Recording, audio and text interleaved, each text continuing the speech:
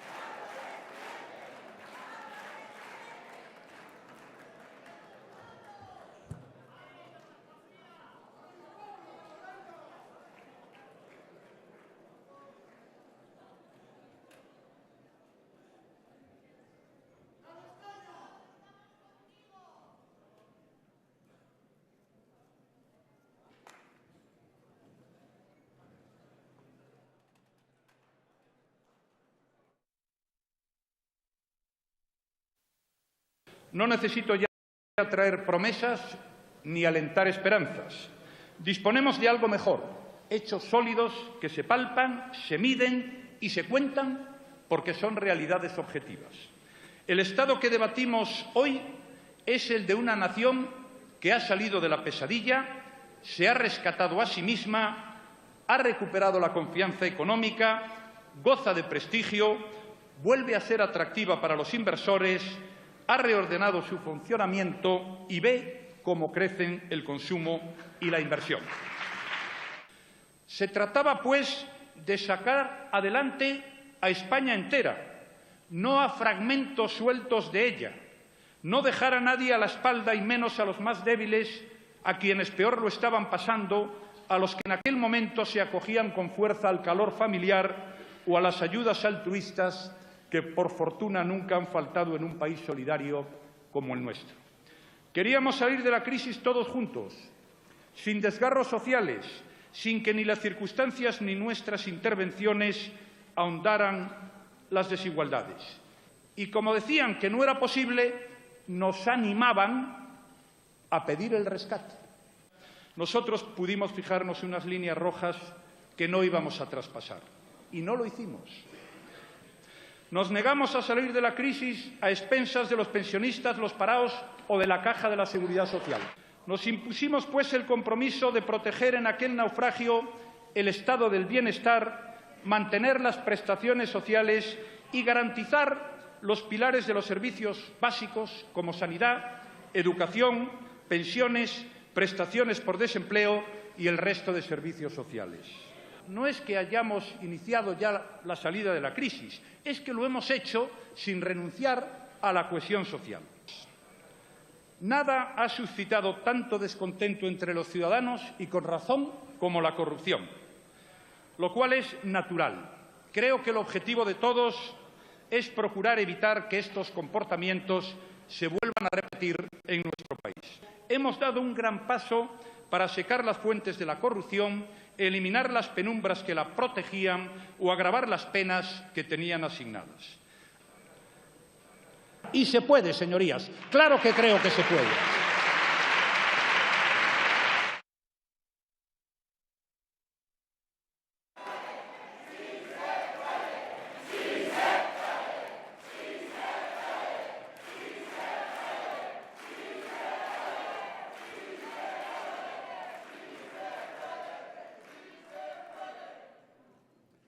Hacía falta que la oposición respondiera al Gobierno, por eso estamos aquí.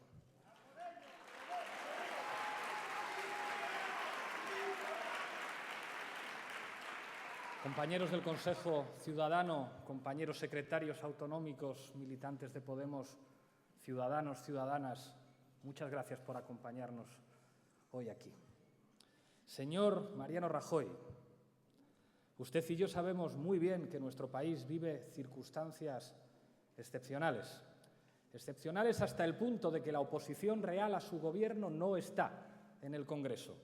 ¿Estará usted de acuerdo conmigo, señor Rajoy, que el último debate sobre el estado de la nación de su legislatura debía contar con la fuerza política que más posibilidades tiene de ganarle las elecciones? Por eso estoy aquí, junto a mis compañeros que muy pronto serán mayoría parlamentaria, para debatir con usted, señor Rajoy. Por cierto, ojalá debatamos pronto cara a cara en televisión. Creo que España se merece un debate entre usted y yo, donde quiera y cuando quiera, señor Rajoy.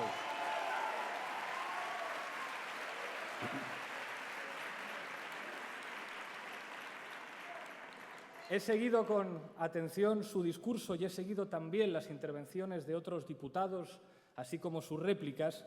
Les he visto a todos muy agresivos, señor Rajoy, elevando el tono, incluso insultando. Yo no voy a elevar el tono ni voy a insultar a nadie. Voy a responder a su relato sobre la situación de España, que no comparto, y voy a explicar lo que haremos nosotros cuando gobernemos. Usted nos ha dedicado en su intervención algunas palabras gruesas y algunos insultos. No voy a entrar en ese juego con usted. Nuestro país no se merece más broncas. España se merece que usted y yo debatamos sobre qué país queremos construir. Vamos a ello, señor Rajoy. Usted dijo ayer: España ya ha salido de las pesadillas y no hemos necesitado una década, sino solo 3 años. Dijo usted, señor Rajoy, que 1 de cada 2 empleos creados en 2014 han sido indefinidos. Usted, señor Rajoy, antes de las elecciones se hizo una fotografía en una oficina del INEM. ¿Cree usted que podría ir este próximo lunes a hacerse una foto como aquella? Yo creo que no. El Fondo Monetario Internacional, señor Rajoy, nos dice que llegaremos al fin de la próxima década con apenas un 20% de paro. ¿Es esta la España que usted quiere gobernar, señor Rajoy? Señor presidente, usted se equivoca. El paro sigue en niveles escandalosos, pero el problema no es solo ese. El problema es que el empleo que se crea no cumple la función que supuestamente debería tener como medio de acceso a la condición de ciudadanía. Véngase conmigo a donde está la gente, señor Rajoy. Baje a conocer la realidad de mi país. Los españoles entran tarde en el mercado laboral, salen pronto y tienen una vida terrible durante ese tiempo. Con la reforma laboral de 2012, los costes de despido se redujeron un 23%. Solo el 8% de los contratos firmados en 2014 fueron indefinidos, de los cuales un 44% han sido a tiempo parcial. Los trabajadores a jornada completa Cobran de media 15,6 euros la hora. Los de tiempo parcial, solo 10,3 euros la hora. El 92% de los contratos firmados en 2014 eran temporales, señor Rajoy, y el 40% de esos contratos duró menos de un mes. De los contratos temporales que duran menos de una semana, el 40% son además a tiempo parcial, un total de 1,6 millones en 2014. Tras las dos últimas reformas laborales, la primera del Partido Socialista, la segunda del Partido Popular, los contratos de menos de 7 días se dispararon un 48%. Los contratos temporales por horas crecieron un 31% desde que comenzó la crisis. Casi medio millón de españoles han encadenado contratos temporales durante 6 años.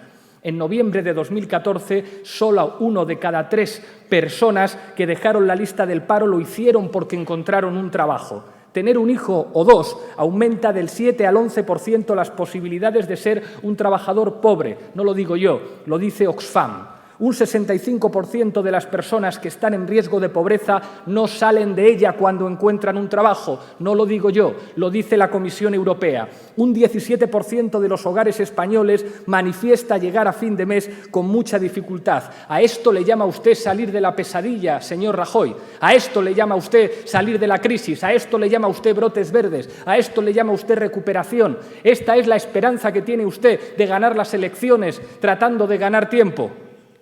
Según datos ofrecidos por la agencia tributaria, señor presidente, hay casi 7,7 millones de trabajadores, el 46% de los asalariados totales que ganan menos o mucho menos de 1.000 euros al mes. El 34% de los asalariados gana 645 euros en 14 pagas o menos. ¿Es esto salir de la pesadilla? No, con 600 euros al mes no vive una familia. Hay muchas familias que tienen muchas dificultades para salir adelante con 1.000 euros al mes. La pesadilla, señor Rajoy, es la realidad de nuestro país. El Comité Europeo de Derechos Humanos acaba de denunciar que el salario mínimo español no garantiza una vida digna. Todos los salarios bajan. En el empleo privado, la caída ha sido del 1,5% desde el año 2011. En el sector público, la caída de los salarios ha sido del 4%, según la Organización Internacional del Trabajo. 2014 ha sido el año con mayor caída de salarios desde 1996. Esto es salir de la pesadilla, señor Rajoy. Los servicios básicos han subido el triple que los salarios desde el 2007. El recibo de la luz acumula entre el 2007 y el 2014 un incremento que cuadriplica la inflación. A ellos les tenemos que restar que hay 217.000 empresas menos que a final de 2007 cuando comenzó la crisis y cientos de miles de autónomos y de falsos autónomos que hacen malabares para llegar a fin de mes. Este es el resultado de la austeridad que han aplicado los últimos gobiernos en nuestro país. Cuando la austeridad no funciona, democracia significa que se pueden hacer las cosas diferentes. ¿Qué es lo que haremos nosotros cuando gobernemos? Lo primero, entender que el mercado laboral no crea empleo por sí mismo, ni abaratando el despido ni subvencionando la contratación. Lo importante para crear empleo es aumentar la productividad.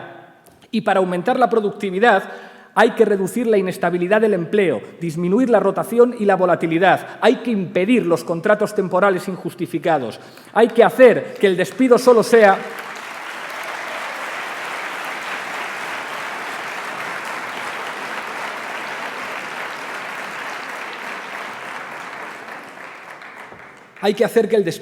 sea la última opción. Muchas gracias.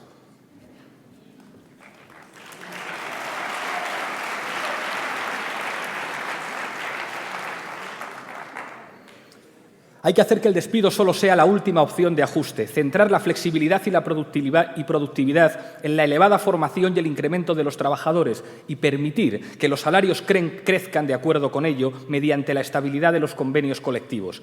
Tenemos que impulsar otra política de creación de empleo, señor presidente. Crecimiento económico con innovación y tecnología. Una política económica plenamente volcada a favor de la industria y el medio ambiente. Un ingente y sostenido esfuerzo en formación, en educación y en políticas activas de empleo. Y un mercado laboral que se traduzca en productividad y no en inestabilidad y en precariedad.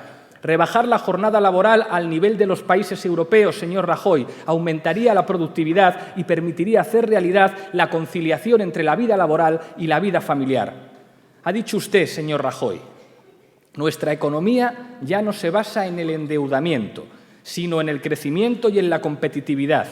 Se ha producido, ha dicho usted, un enorme desahogo en el pago de los intereses de la deuda. Señor presidente, permítame que le recuerde que el nivel de endeudamiento de la economía española no ha dejado de crecer desde que se aplican políticas de recortes y de austeridad. En 2015 vamos a pagar 100 millones al día de intereses de la deuda y esa deuda será del 100% del PIB, cuando empezó en el 35% en el 2007. Y así seguirá aumentando mientras sigamos aplicando medidas económicas propias de fanáticos que disparan el gasto que va directo al bolsillo de los acreedores.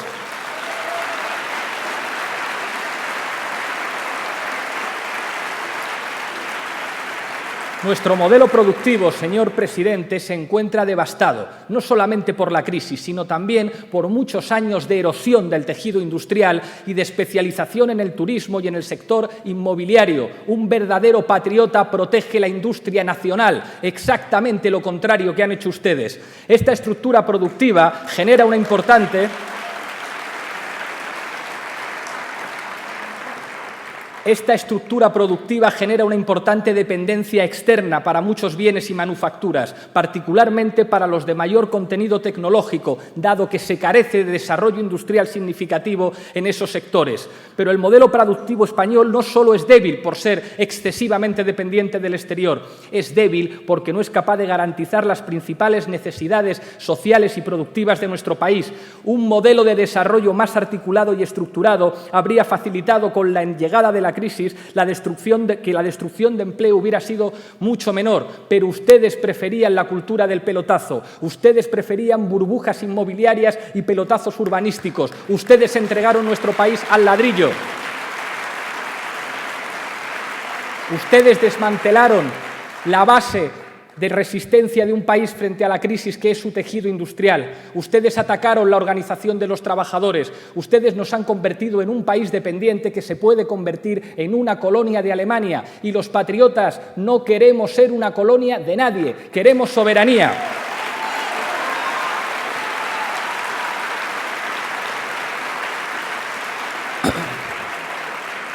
Ustedes hablan de competitividad, señor presidente, pero para ustedes competir es imitar a Bangladesh. Quieren hacer de nuestro país una colonia que venda alcohol barato, en la que la precariedad laboral aparezca como la única forma de vida para la mayoría. Hay que salir de ese bucle en el que nos han metido, donde la única salida que se ofrece es la pérdida de derechos y la competitividad a base de devaluar las condiciones de vida. Las cosas en democracia se pueden hacer de otra manera. ¿Qué haremos nosotros cuando gobernemos? Nuestros problemas de deuda que se han solventado han sido por la decisión política del Banco Central Europeo. Eso queremos nosotros, recuperar la política. El Banco Central Europeo tiene que ser un instrumento al servicio de los ciudadanos, no un instrumento al servicio de los bancos. No puede ser un instrumento contra los gobiernos legítimos, sino un instrumento en manos de los gobiernos. Es tan sencillo como hablar de democracia y de política y entender que el totalitarismo financiero es lo que nos roba la democracia. Cuando los que mandan no se presentan a las elecciones, no hay democracia, hay totalitarismo. Tenemos que hacer, señor Mariano Rajoy, y ya lo ha propuesto alguno de sus ministros para las comunidades autónomas, una reestructuración ordenada de la deuda. Es una medida razonable, la están recomendando premios Nobel, la está recomendando toda la comunidad científica de economistas a nivel internacional. Negociaremos, nosotros sí negociaremos con la firmeza de un gobierno que defiende a su gente para lograr un escenario de acuerdo que pare la asfixia y las políticas de recortes, porque para negociar a veces hay que ponerse serio. Hemos visto cómo nuestros gobernantes iban a Europa a obedecer. Necesitamos gobernantes que vayan a Europa a negociar en serio, a veces poniendo mala cara porque estás defendiendo a tu país y estás defendiendo a tu gente.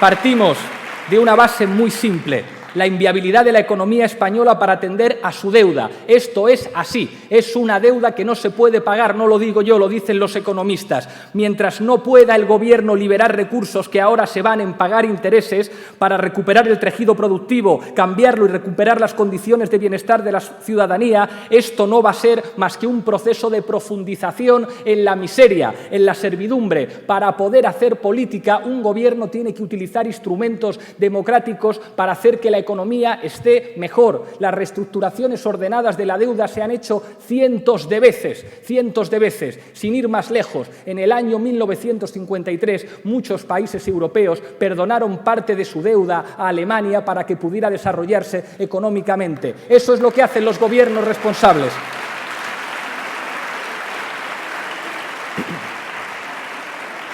Y para los que están muertos de miedos por las amenazas, les recuerdo que España es una economía ineludible para el euro. A nosotros no se nos puede amenazar. Somos la cuarta economía del euro. Ya va siendo hora de que dejemos de soportar este modelo de austeridad que no solamente es injusto, no solamente provoca dolor, es ante todo un modelo de desarrollo ineficaz. La austeridad no ha servido para salir de la crisis, no ha servido para solucionar los tres grandes problemas de los españoles: el desempleo, la deuda y la desigualdad. Han aumentado los tres problemas. No es un problema de que hagan daño a la gente, es que son ineficaces. Es que ustedes, señor Mariano Rajoy, han demostrado ser un gobierno inútil. Se lo digo con todo el respeto.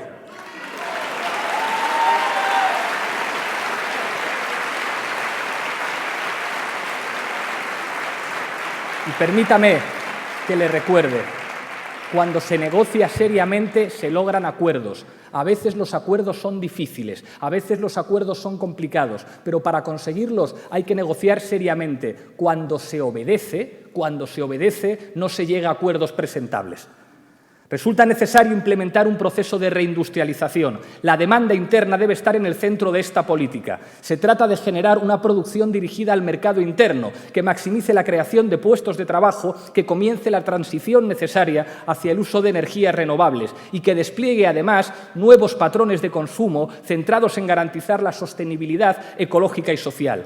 La reindustrialización de nuestra economía debe pivotar en torno a un desarrollo coherente con la necesaria transición energética. Debe ser el desarrollo de sectores como las energías renovables, como la rehabilitación inmobiliaria, la reconversión urbanística, las nuevas infraestructuras y los transportes colectivos los que impulsen esa reindustrialización que nos hará otra vez estar orgullosos de nuestro país. Se debe potenciar con más fuerza la economía social del conocimiento, que haga que dejemos de ser la periferia de Europa. Es la única forma de cambiar los patrones de intercambio desigual que llevamos padeciendo en una Unión Europea de diferentes velocidades.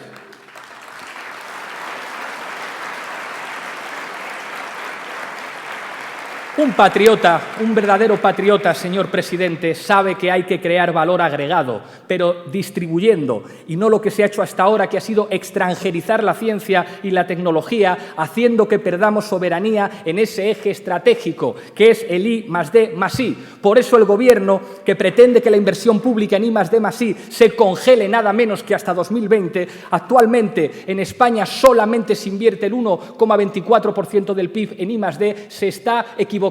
No pedimos la luna, pedimos equiparar la inversión española en I+D+I en la media europea, que supera el 2%. Simplemente decimos, hay que ponerse al nivel europeo.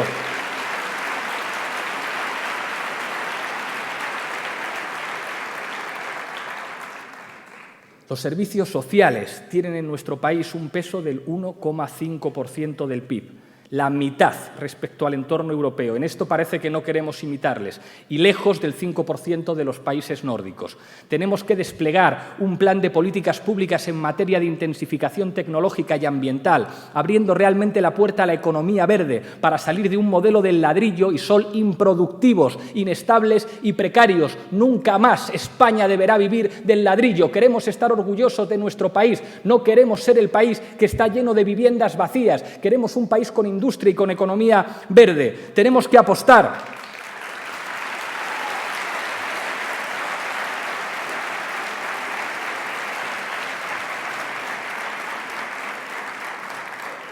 Tenemos que apostar por un modelo energético garantista, no despilfarrador, como son las tarifas planas, que favorezca las energías renovables y acabe con los monopolios. Hay que implementar un plan potente de eficiencia energética, a imagen, y no tengo ningún problema en poner este ejemplo, señor presidente, del que está llevando a cabo Alemania, que ha conseguido crear cientos de miles de empleo, rehabilitando 200.000 viviendas antiguas y construyendo 80.000 nuevas viviendas eficientes, con una inversión en créditos y ayuda por parte del Estado de 1.500 millones de euros.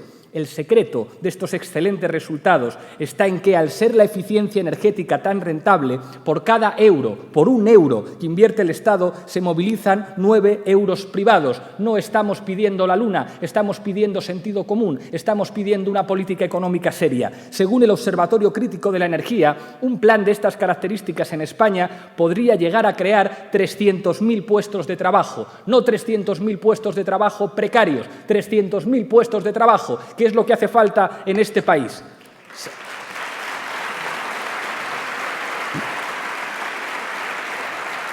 Bastaría hacer caso a la OIT y a la Organización de las Naciones Unidas, que dicen que invertir al año el 2% del PIB en la economía podría crear en España entre 1.300.000 y 1.800.000 empleos en 5 años. Lo contrario a lo que dice el FMI, al que usted sistemáticamente obedece sin negociar, señor presidente. Podríamos crear empleo en sectores como la energía, la construcción, el transporte o la manufactura. Eso es lo que toca hacer. Hay que implementar un plan público dirigido a los emprendedores para que dejen de ser emprendeudores, que se fundamente en, primero, financiación pública dirigida a promover la innovación y el emprendimiento en sectores económicos intensivos y en el conocimiento. 2, uso de software libre en el sector público para ahorrar millones de euros en licencias, promoviendo así la soberanía tecnológica.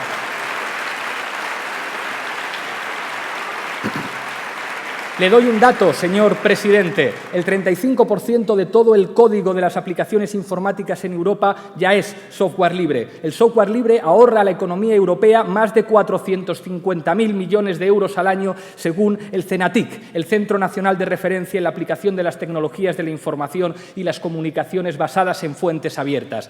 3. Economía del bien común. Hay que ampliar y reforzar los criterios sociales y de sostenibilidad medioambiental en las políticas de promoción empresarial.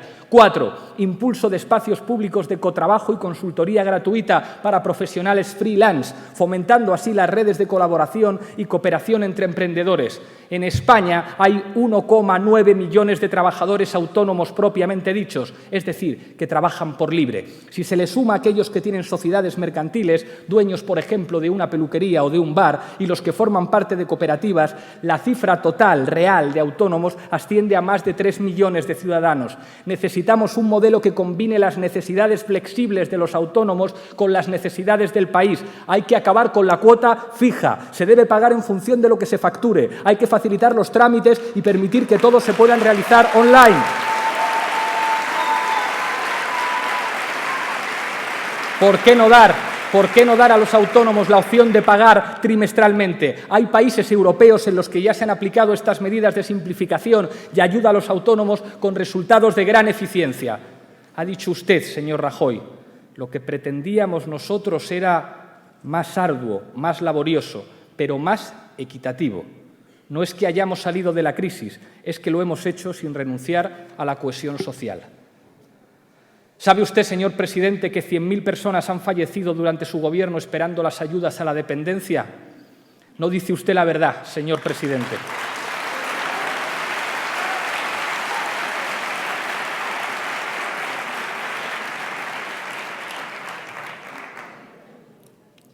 España está a la cabeza de Europa en precariedad laboral. Los beneficios de las empresas que cotizan en el IBEX 35, por el contrario, han aumentado un 67% en los 2 primeros años y medio de su mandato, señor Rajoy. Las principales compañías españolas, las del IBEX 35, reconocen que tienen 881 ejecutivos con contratos que incluyen algún tipo de blindaje en caso de ser cesados laboralmente. Mientras sus sueldos no dejan de subir, un trabajador de bajo salario necesita trabajar 21 días para ganar lo que gana un director ejecutivo en 1 hora. Esto es una vergüenza. Yo no quiero un país así.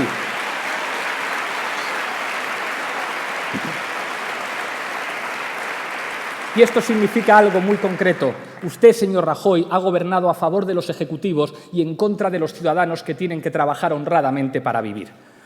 Yo sé que hacen falta ricos para que la economía de mercado funcione, yo lo sé. Pero necesitamos ricos responsables y con un mínimo sentido del patriotismo. No puede ser que solo se ajusten el cinturón los de abajo mientras los de arriba cada vez ganan más. Es una vergüenza para la democracia que aumente la desigualdad. Es una vergüenza que aumente el número de millonarios cuando buena parte de los trabajadores son pobres y no lo vamos a consentir cuando gobernemos. Sabemos que necesitamos a los ricos, pero les vamos a pedir responsabilidad.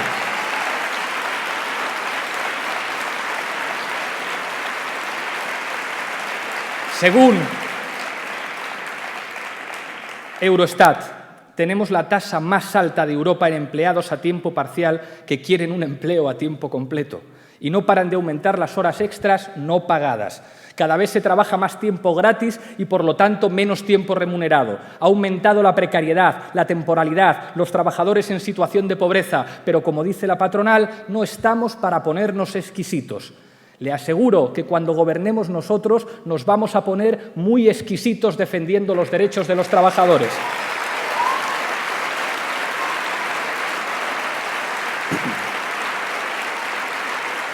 Dice usted, señor presidente, que no ha roto la cohesión social.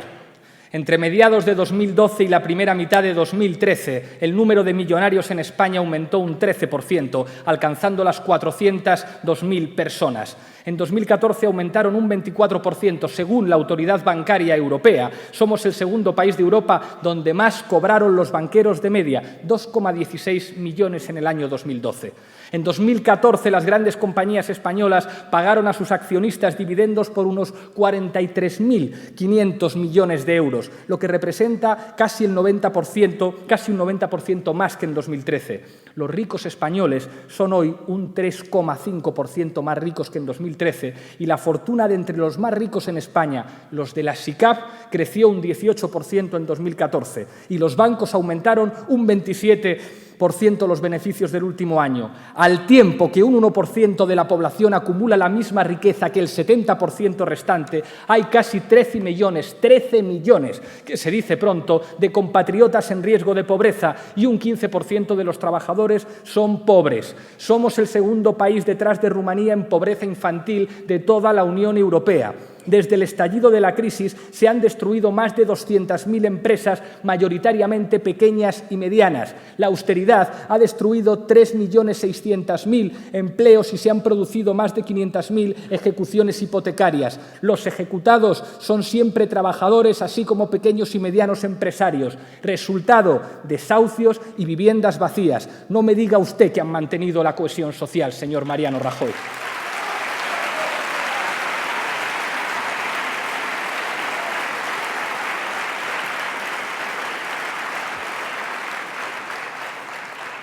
Nuestro sistema de cuidados es muy deficiente, señor presidente. España dedica a cuidados de larga duración solo el 0,6% del Producto Interior Bruto, mientras que Holanda dedica el 3,8% y Suecia el 3,7%.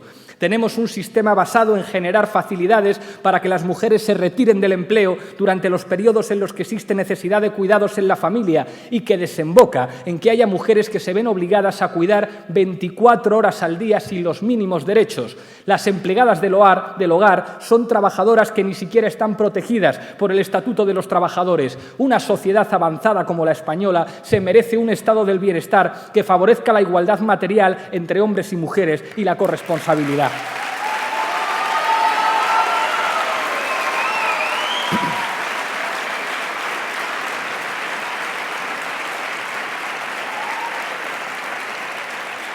Le anuncio que hemos encargado un documento a 2 expertas en economía a partir del que empezar a debatir sobre cómo construir un modelo en el que todas las necesidades estén atendidas y a la vez que todas las personas conserven su independencia económica durante toda su vida, con plenos derechos laborales y sociales y con igualdad real de oportunidades. Presentaremos ese documento el próximo lunes. La ruptura de la cohesión social.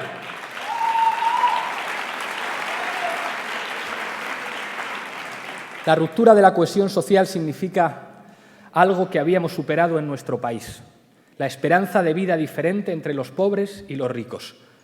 Hoy depende de dónde cojas el metro que tengas más o menos años de vida, y eso rompe la vida social. No queremos para nuestro país las disparidades que son propias de otros continentes. Salvaguardemos, señor presidente, lo mejor del nuestro, conseguido por las luchas de nuestros mayores. ¿Qué haremos nosotros?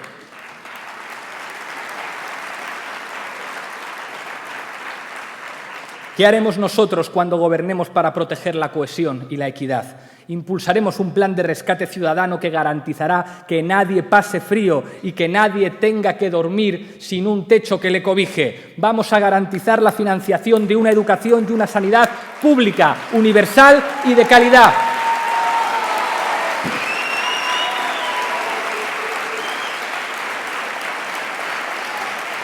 Vamos a proponer medidas que avancen hacia la salida de la precariedad. La renta de garantía de ingresos, similar a la que ya funciona en la Comunidad Autónoma Vasca, es una prestación económica mensual que serviría para atender las necesidades básicas de personas y familias que no disponen de recursos suficientes y les ayudaría a encontrar una salida laboral. Esta ayuda la podrían cobrar las personas que no disponen de recursos o los que tienen son insuficientes para cubrir sus necesidades básicas y que reúnan una serie de requisitos.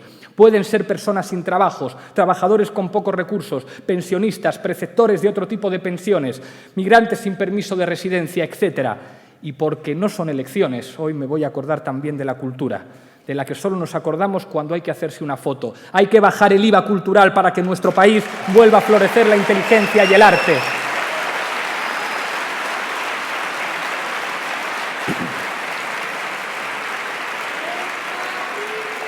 Cuando gobernemos y usted esté en la oposición, señor Rajoy, impulsaremos el sector de los servicios sociales, que actualmente tiene el reducido peso del 1,5% del PIB, la mitad respecto al entorno europeo y lejos del 5% de los países avanzados. Se trata de un sector que muestra una capacidad de creación de empleo directo entre 26 y 42 empleos netos por cada millón de euros invertidos. Por eso hay que desarrollarlo. Desde hace varios años, señor presidente, las plataformas de afectados por la hipoteca, así como otros colectivos y actores de la sociedad civil, han señalado que constituye una violación sistemática a los procedimientos de ejecución hipotecaria, una violación sistemática de los derechos humanos, que provocan situaciones de indefensión, se producen desalojos forzosos sin alternativa habitacional y se condena a la exclusión social derivada de las deudas perpetuas. No puede ser, señor presidente, no puede ser.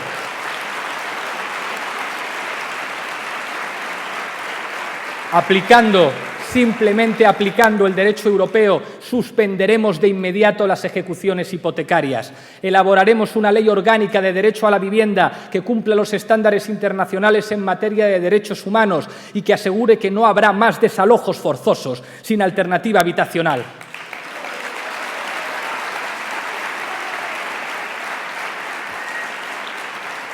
Desarrollaremos un plan de alquiler social para afrontar la crisis habitacional en un país donde sobran las viviendas vacías. Haremos una ley contra el sobreendeudamiento familiar, limitando la responsabilidad del deudor hipotecario al bien hipotecado, y estableceremos mecanismos efectivos para evitar la exclusión financiera, facilitando una segunda oportunidad. No hay derecho que en este país trabajadores que han pagado la mayor parte de su vivienda se tengan que ir con una deuda de 80.000 euros y tengan que trabajar en negro para mantener a su familia y para pagar una deuda impagable.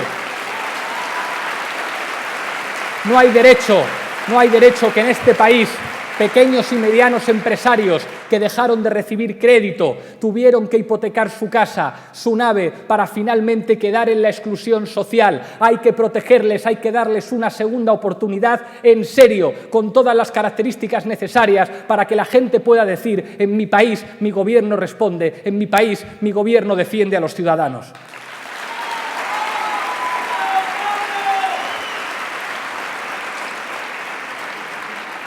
Ha dicho usted, señor Rajoy, el dinero no crece en los árboles. Tenemos que producirlo con nuestro trabajo diario. Para repartir hay que crear, de lo contrario solo se reparte desesperación y miseria. En algo voy a darle la razón, señor Rajoy. El dinero no crece de los árboles. Eso es indudable. Sin embargo, lo que sí parece es que a veces el dinero se esfuma y desaparece. ¿Verdad, señor presidente?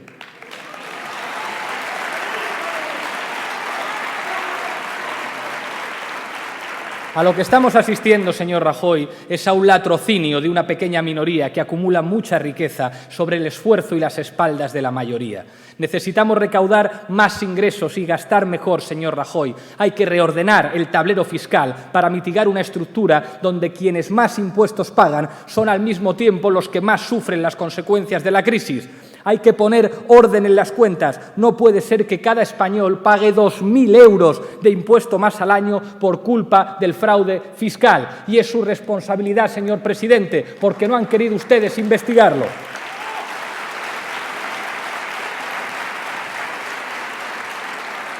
Un gobierno que se ocupa de su gente, un gobierno patriota, no puede admitir que 28 empresas del IBEX 35 hayan pagado 800 millones de euros como impuestos, a pesar de haber ganado 13.100 millones. Esto no supone ni el 7% de presión impositiva, 23 puntos menos que el tipo nominal del impuesto de sociedades previsto para ellas. El sistema tributario en España recauda 7 puntos por debajo de la media europea según Eurostat. No podemos tolerar que los impuestos en España sean tan injustos, señor presidente.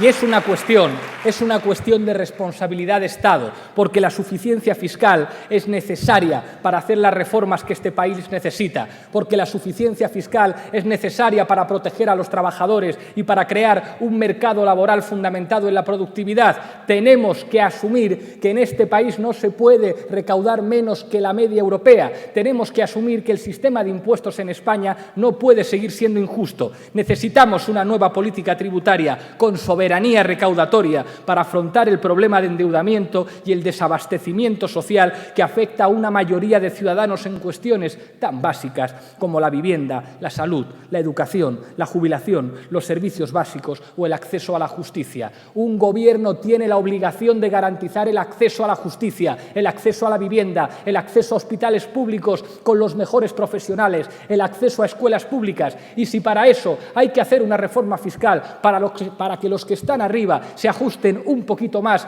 el cinturón, un gobierno responsable está obligado a hacerlo.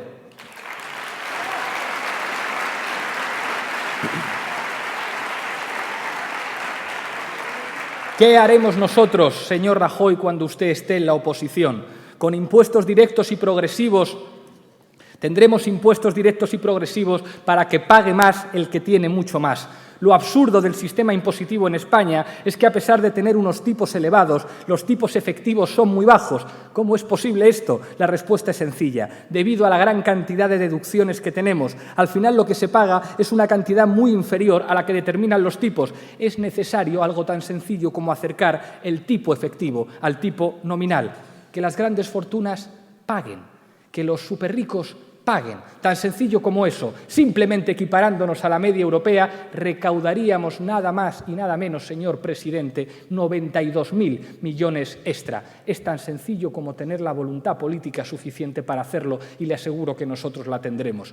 Mientras que el tipo impositivo máximo del IRPF para las rentas del trabajo es del 45%, gran parte de las rentas del capital financiero tributan en la práctica a un 21%. Y las grandes fortunas que tienen más de 1 millón de euros y suscriben una SICAP solo tributan al 1%. Aunque el tipo nominal del impuesto de sociedades era del 30% antes de la última reforma, las 3.000 mayores empresas tributaron al 3,5% de tipo efectivo en 2013. Lo diré muy claro, están robando a los ciudadanos de mi país y nosotros no lo vamos a consentir.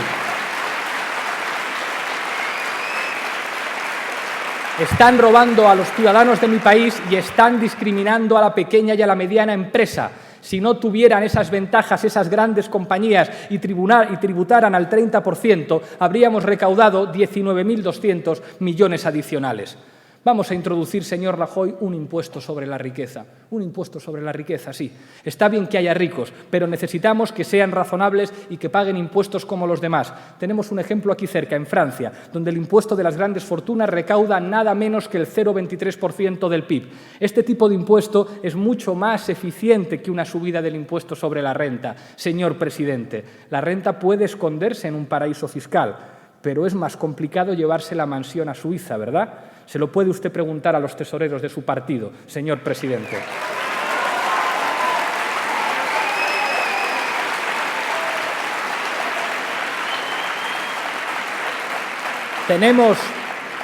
Tenemos que combatir el fraude fiscal. Según cálculos del Consejo Económico y Social, el fraude fiscal alcanzó en España el 6% del Producto Interior Bruto en 2012.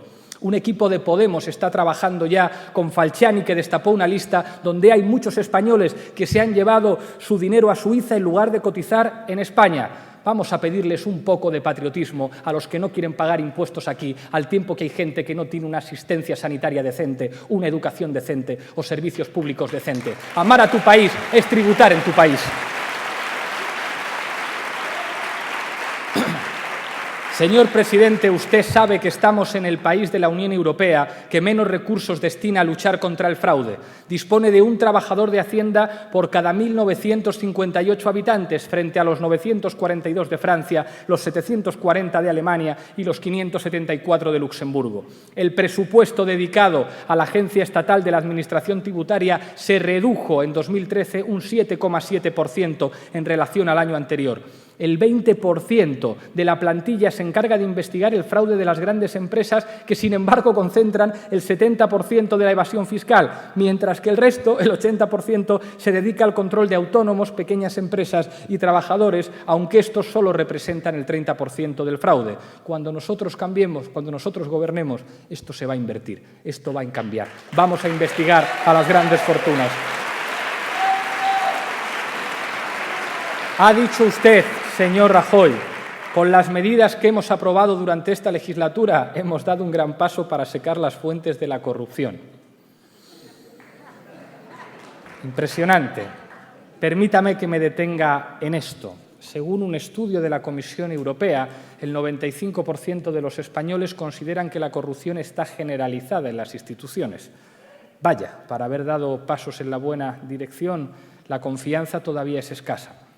Fíjese, señor presidente, yo creo que no podemos quedarnos solamente con el corrupto y lo dejemos todo en un plano individual. Perderíamos la perspectiva y la capacidad de entendimiento de lo que significa realmente la corrupción. No se trata de manzanas podridas, ni simplemente de personas inmorales. No hablamos de derechos aislados, sino de todo un entramado que pudre nuestras instituciones públicas. No podemos hablar de la corrupción del sistema, sino del sistema de la corrupción, cuando ésta se convierte en una forma de gobierno, en una manera de gestionar las instituciones que nos pertenecen a todos.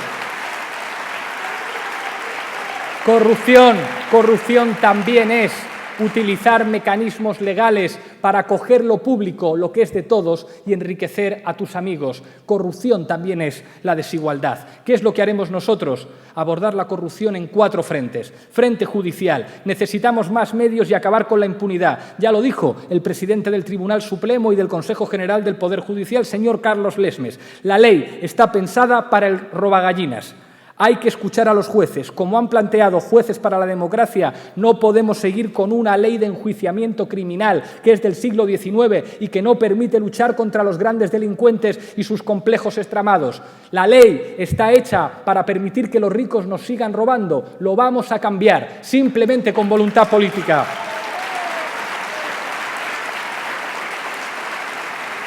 Hay que elevar las penas y ampliar la prescripción de los delitos de corrupción.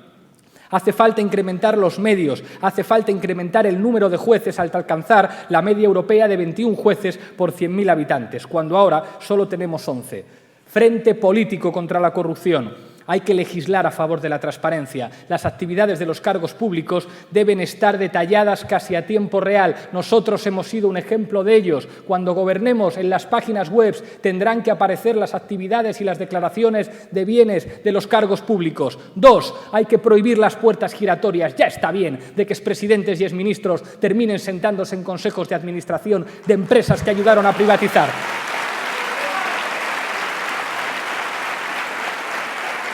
Hay que promover refrendos revocatorios de los responsables públicos, la rendición de cuentas y mecanismos de participación ciudadana a lo largo de la legislatura, para que ganar las elecciones no sea un cheque en blanco para cualquier cosa. Hay que mejorar la iniciativa legislativa popular para que la propia ciudadanía, tras conseguir un determinado número de firmas, pueda interactuar directamente con las instituciones sin la necesidad de que un partido lo acepte. Frente económico. Cada español paga 800 euros más al año por culpa de la corrupción. Una de las principales razones por las que existen tantas tramas corruptas extendidas por todo el país hay que buscarla en el modelo de crecimiento del ladrillo, la burbuja inmobiliaria y la especulación urbanística. Cuando el principal mecanismo de financiación de los ayuntamientos es precisamente la recalificación de terrenos, se está facilitando las prácticas corruptas, se ayuda a naturalizarlas. Por eso hay que implementar un cambio de modelo productivo que no incentive la corrupción y que se base en el trabajo de alto valor añadido. Por eso la corrupción es un problema económico. La corrupción está asociada al modelo de desarrollo de los grandes eventos, del pelotazo, a esa cultura que está llevando a nuestro país a la miseria. Por eso hay que defender la industria, por eso hay que defender el I+D, porque queremos ser un país serio, no un país de chorizos, en el que haya cargos políticos negociando con altos empresarios en reservados de restaurantes o en palcos de equipos de fútbol. No queremos vivir en un país así, señor presidente.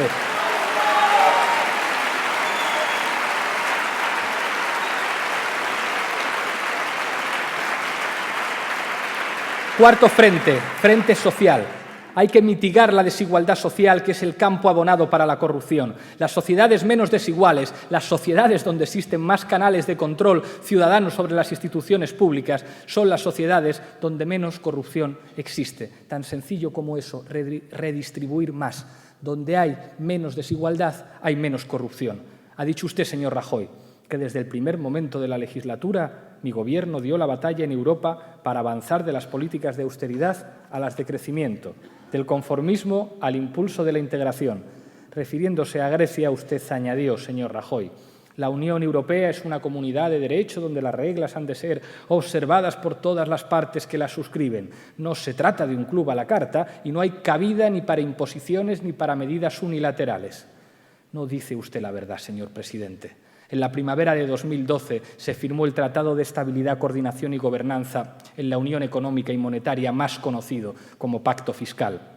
Además de la obligación ya fijada de mantener el déficit fiscal por debajo del 3%, se estableció el compromiso de mantener un déficit estructural por debajo del 0,5%. También se estableció que las normas de control fiscal deben quedar blindadas a las legislaciones nacionales, preferiblemente en las propias constituciones nacionales, dando carácter vinculante y permanente a dichas regulaciones. ¿No se acuerda, señor presidente, de la reforma del artículo 135 de la Constitución española que llevaron a cabo ustedes con el Partido Socialista, que anteponía el pago de los intereses de la deuda a la financiación de los servicios públicos y de las pensiones? No queremos más presidentes que no negocien y que obedezcan. En Europa hay que negociar y no se puede entregar más soberanía.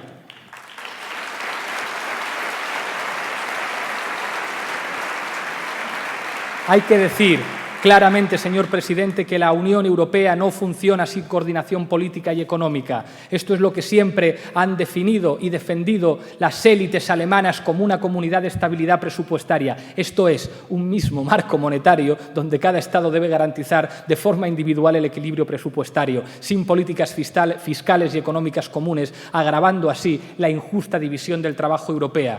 Ante la caída de los precios en los últimos meses, acumulando en los últimos meses con tasas anuales del IPC en negativo como consecuencia de la crisis de demanda que se arrastra desde hace años, y ante el riesgo de que la eurozona entrara en una situación de deflación, ¿ha defendido usted un cambio en el papel que debe jugar el Banco Central Europeo? No, no lo ha hecho. Hacen falta presidentes que digan que el Banco Central Europeo tiene que trabajar para los ciudadanos europeos y no para los bancos, señor Rajoy.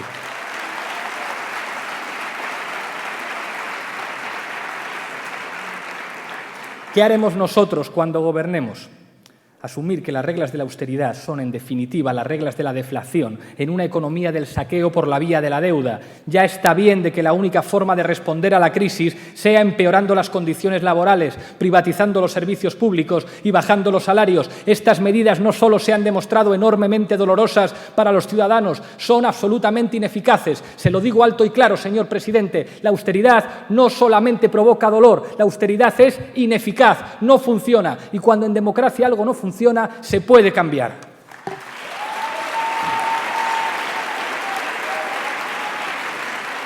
Es el momento de repensar la estructura del Banco Central Europeo, que se ha demostrado ineficaz en esta crisis de deuda y que ha actuado como un lobby de la banca privada. Los intereses particulares de la banca no son los intereses generales de los ciudadanos europeos. Hace falta una hacienda pública europea, una fiscalidad compartida, una deuda mancomunada y unas instituciones en las que los ciudadanos se vean reflejados y representados. Estoy llegando al final de mi intervención, señor Rajoy, pero ya no me voy a dirigir más a usted. Ahora me voy a dirigir a las gentes de mi país.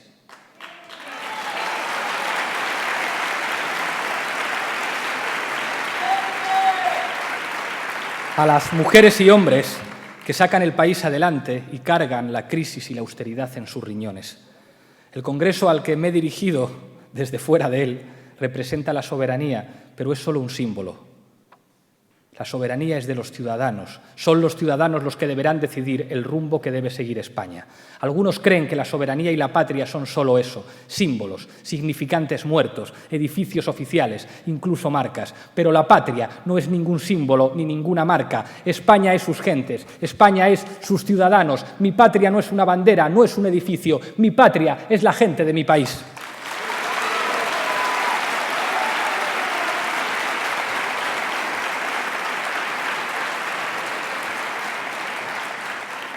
Y a esa gente les digo que sin ellos no hay democracia. Saldremos a ganar las elecciones, pero no basta con eso. Hace falta el compromiso amplio de una nueva mayoría social para cambiar nuestro país, para construir un futuro mejor, un futuro de dignidad, justicia social y soberanía. El cambio político no lo va a traer ningún partido, tampoco nosotros, lo traerá la gente. En ese cambio no sobra nadie, vengan de donde vengan.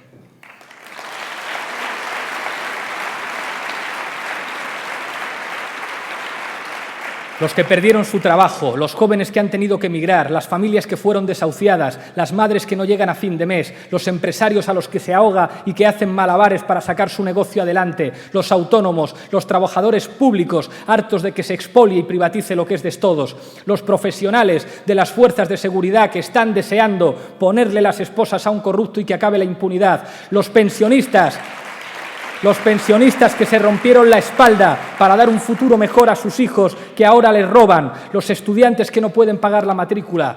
En España habrá cambio solo si sus gentes lo traen. Nosotros solamente aspiramos a ser el instrumento de ese cambio. No puedo pensar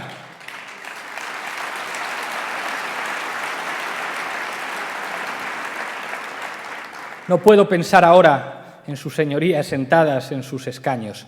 Pienso en millones de ciudadanos de este país. Ellos son los depositarios últimos de la soberanía. Ellos son el país del que estoy orgulloso. Ellas y ellos son mi patria. Buenas noches.